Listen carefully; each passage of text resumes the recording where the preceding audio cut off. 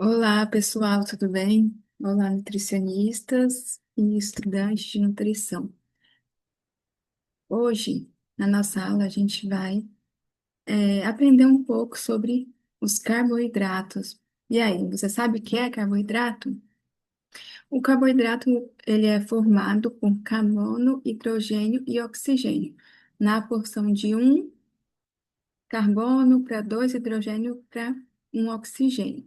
Então, seria a receita de bolo do carboidrato, né? Seria essa a receita: carbono, hidrogênio e oxigênio.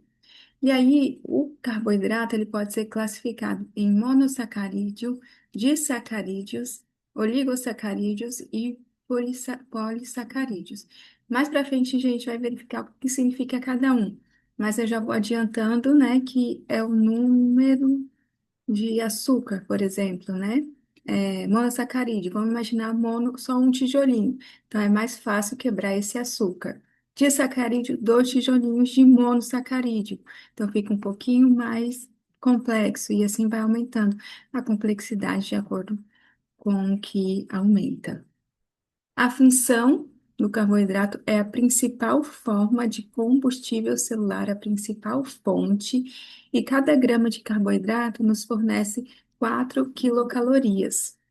Então, por exemplo, a gente sempre vai multiplicar cada grama por 4 para saber qual é a caloria total. É uma importante forma de armazenamento de energia. Nos vegetais é armazenado na forma de amido e nos animais é armazenado no fígado e nos músculos na forma de glicogênio. Então, se a gente come mais do que precisa naquele momento, parte desse carboidrato é armazenado. No período pós-prandial, a glicose é armazenada no fígado e no músculo. Esse período pós-prandial é mais ou menos ali depois de 2 horas que a gente come. E o carboidrato é uma poupadora de proteína, porque ele impede a formação excessiva de cetonas e a utilização de proteínas corpóreas, porque nossa principal fonte de energia é o carboidrato. E se a gente não tem, o corpo utiliza outros mecanismos para obter essa energia, ou através da proteína ou através da gordura, o que não é tão interessante, porque, por exemplo, se for através da gordura, né, em um certo momento o corpo pode entrar em cetoacidose, né? Pode acidificar o sangue, que é liberado durante a formação de energia através da gordura. Já a proteína, a gente não tem estoque de proteínas, né? É utilizado em funções nobres, como, né, estruturas, enfim. Então, se a gente não tem como gerar energia, acaba, destruindo de funções importantes, né? De estruturas importantes para obter essa energia. Por isso que é importante a gente ter uma dieta equilibrada com, a quantidade adequada de carboidratos para evitar que o corpo utilize outras fontes de proteínas, né, e outras fontes de energia, é, além das de carboidrato ou pela falta, né, de carboidrato, e isso ocorra frequentemente. E a gente pode classificar, como eu já falei antes, né, os carboidratos em monossacarídeos. Então, é um carboidrato mais simples, como eu falei, né, só um tijolinho, vamos lembrar ali, fazendo essa comparação, essa alusão, né, com um tijolo solúveis em água, geralmente apresentam sabor doce, não precisam sofrer quebra, hidrólise, porque só tem um, né, possuem de 3 a 7 átomos de carbono. E aí, o monossacarídeo a gente divide em glicose, frutose e galactose. A glicose é a principal fonte de energia, ela que é armazenada como glicogênio no fígado e no músculo, e é a partir da quebra de amido, né, que gera glicose. A frutose é o açúcar das frutas, é mais doce que a sacarose e convertida em glicose no fígado. E temos a galactose, né, que é a forma da lactose mais glicose, presente em leites e derivados. Como de sacarídeos, né? A gente tem a classificação de monossacarídeos e disacarídeos. E sacarídeos, a gente tem a sacarose, que quando quebra, obtemos a glicose e a frutose, a lactose, né, que durante a quebra obtemos a galactose e a glicose, e a maltose, que na quebra obtemos a glicose mais glicose, duas moléculas, né, duas moléculas de glicose.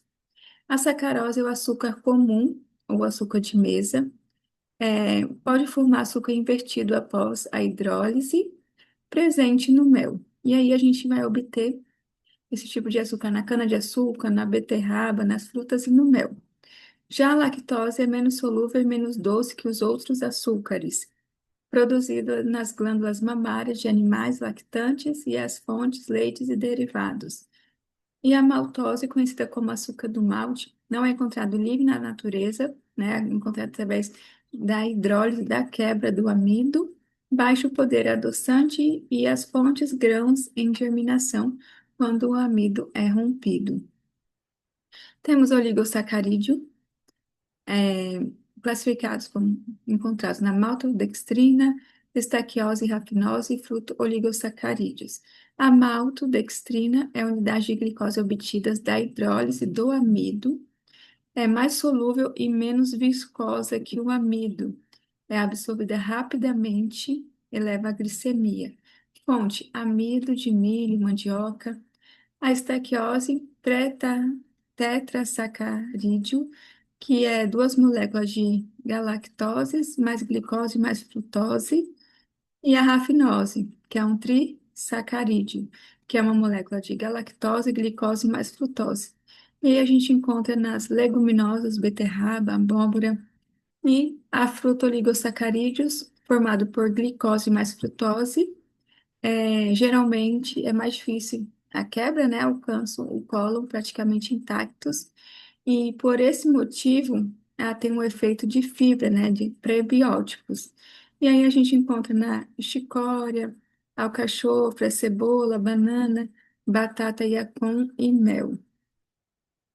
E os polissacarídeos, ou carboidratos complexos, a gente tem o amido, menos solúveis e mais estável que os carboidratos simples. A amilose polissacarídeo com estrutura linear, proporção do amido de 15 a 20% mais viscosa e forma gel.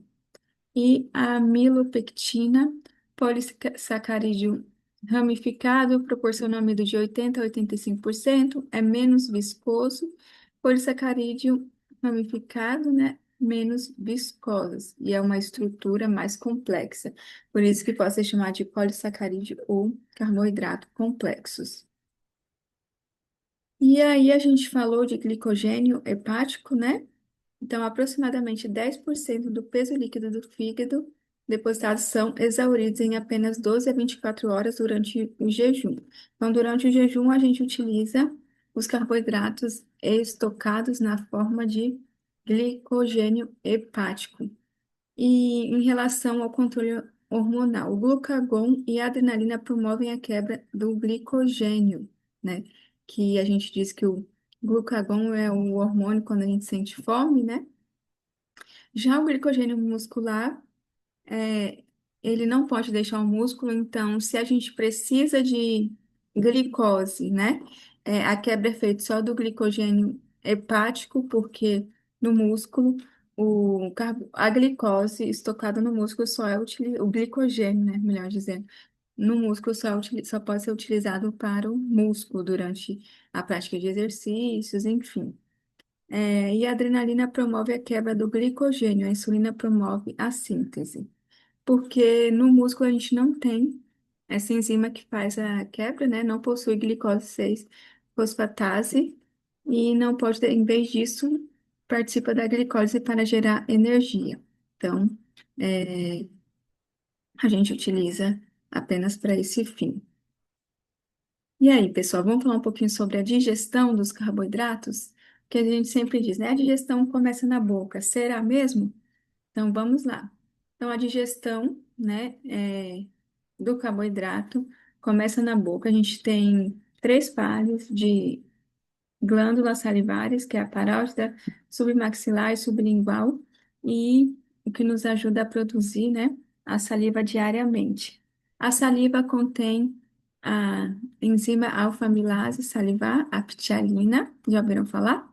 Ela é secretada pelas glândulas parótidas, que inicia a digestão do amido. Então, sim, a gente inicia a digestão do carboidrato na boca, né, a digestão do amido.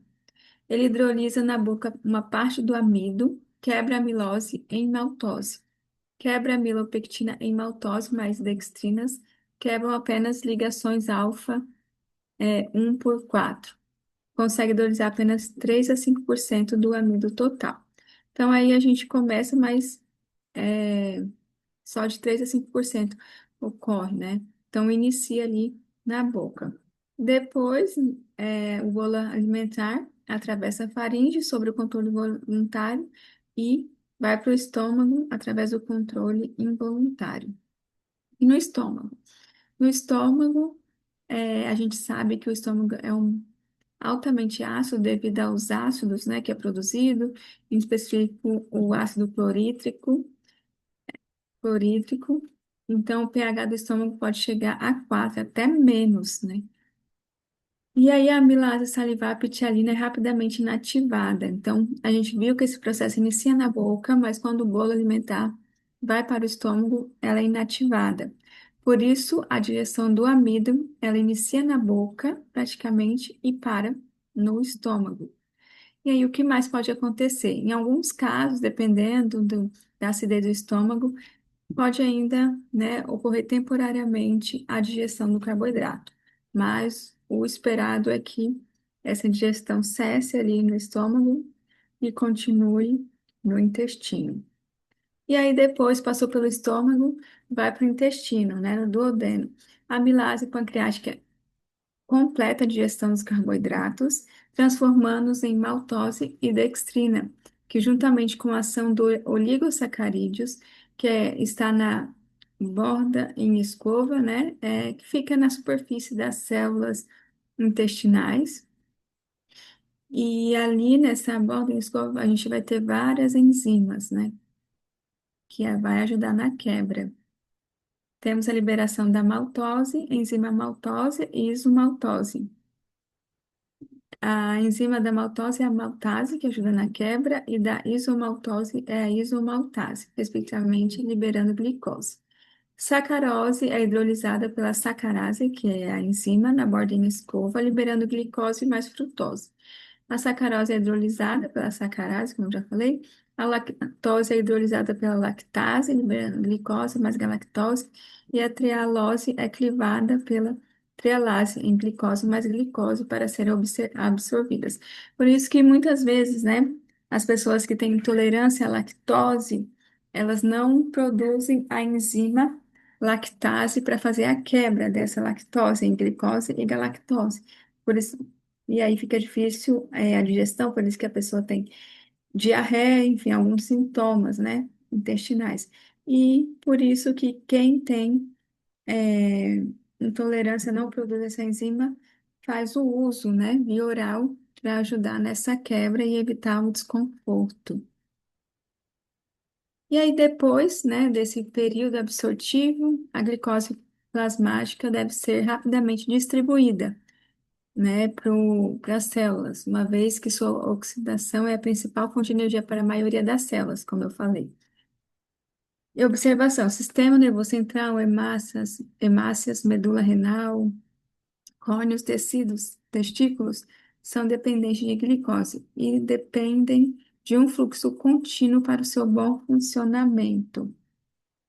E aí a gente tem os glúteos, que vai nos ajudar a que essa glicose entre nas células, né? Funciona mais ou menos como um porteiro, deixando entrar, né? Sinalizando que pode entrar. O glúteo 1, as hemácias, expressa em todos os tecidos, né? Expressa em hemácias. A gente tem o glúteo 2, que transporta galactose, manose, frutose, expresso nos fígados, rins, enterócitos e células betas pancreáticas. A gente tem o glúteo GLUT3 expressas nos neurônios, nos espermatozoides, GLUT4, transporte de glicose sensível à insulina, principal transportador de glicose nos tecidos sensíveis à insulina, tecido adiposo, músculo, esquelético e cardíaco. E o GLUT5, transporte de frutose, expresso principalmente no jejum e nos espermatozoides.